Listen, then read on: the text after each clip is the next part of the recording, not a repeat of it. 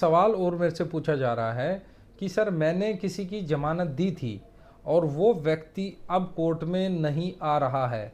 मेरे कहने से भी, मेरे बार बार उससे कहने के बावजूद भी वो मना कर रहा है, कोर्ट से भाग रहा है।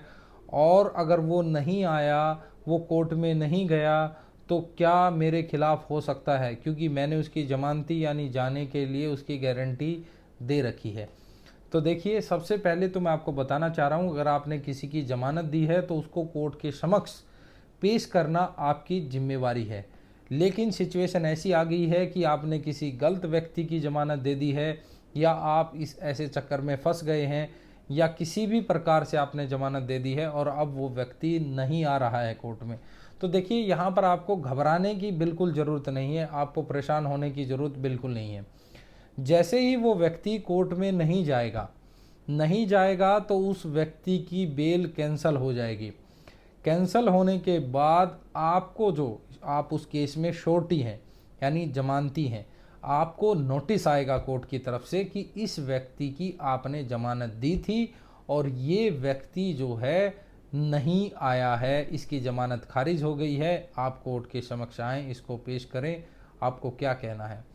तो जो भी आपको अगली तारीख मिले उस पर आपको कोर्ट चले जाना है।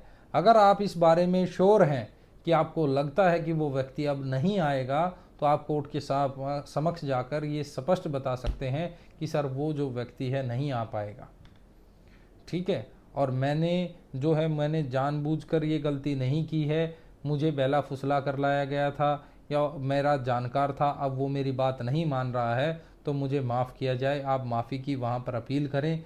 लेकिन अगर कोर्ट मानती है तो जितने रुपए की आपने ज़मानत दी थी, उदाहरण के लिए अगर आपने 20,000 रुपये की ज़मानत दी थी, तो कोर्ट आपको ज़्यादा से ज़्यादा 20,000 रुपये भरवाने का, उसी कोर्ट में जमा कराने का आदेश दे सकता है।